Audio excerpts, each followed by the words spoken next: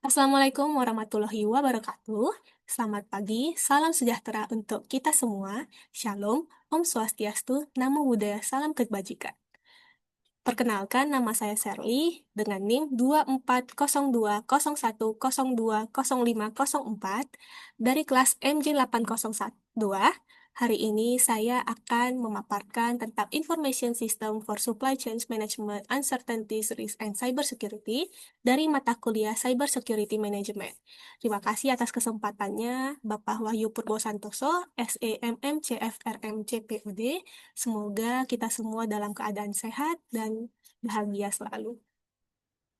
Sebelum membahas tentang abstrak, mungkin pembahasan kali ini akan membahas tentang abstrak, latar belakang, rekomendasi, kesimpulan, dan arahan dari jurnal pada judul tersebut. Yang pertama tentang abstrak terdiri atas 4 buah poin, di mana yang poin pertama adalah tentang menginvestigasi penggunaan sistem informasi dalam manajemen rantai pasokan untuk perusahaan dengan produksi multi-komponen.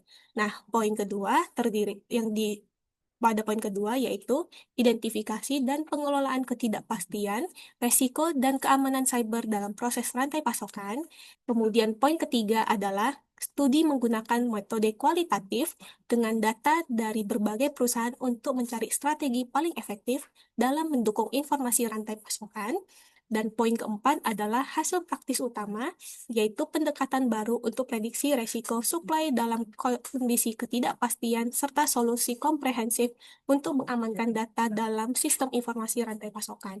Semoga pembahasan kali ini dapat memberikan informasi tambahan kepada.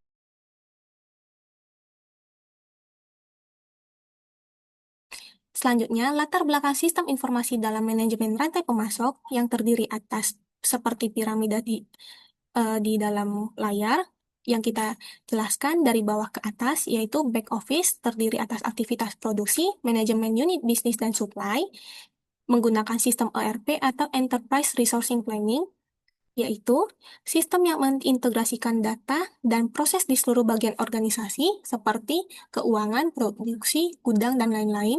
Kemudian lapisan tengah atau front office terdiri atas aktivitas pelayanan, penjualan, dan pemasaran yang terdiri atas sistem SFA atau Salesforce Automation, Automation of Sales System, Call Center Marketing Automation by Software.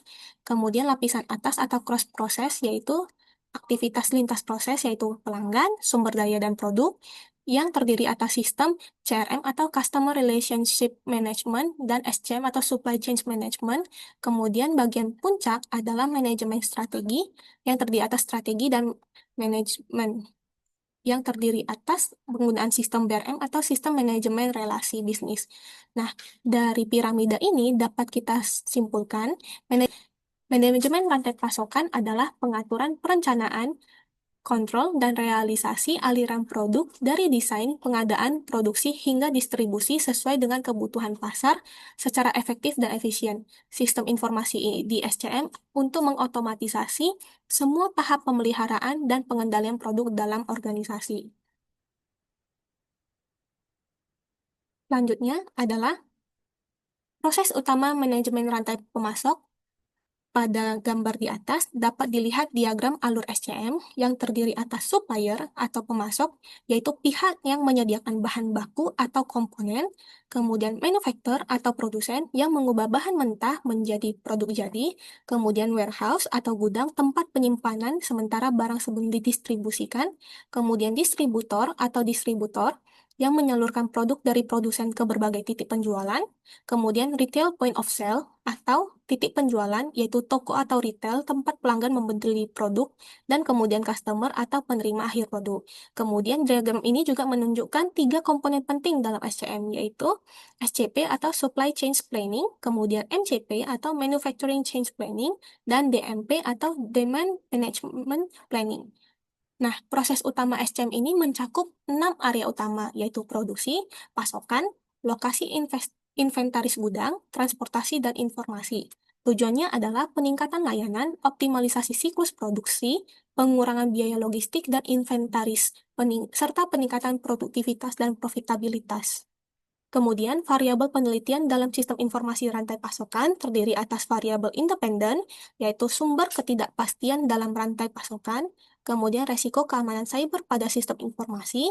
Selanjutnya adalah variabel dependen, yaitu efektivitas dukungan informasi dalam rantai pasokan, kemudian kinerja integrasi proses bisnis antara pemasok dan pelanggan, dan yang terakhir adalah variabel kontrol atau kondisi operasional perusahaan, jenis dan kompleksitas produksi multikomponen.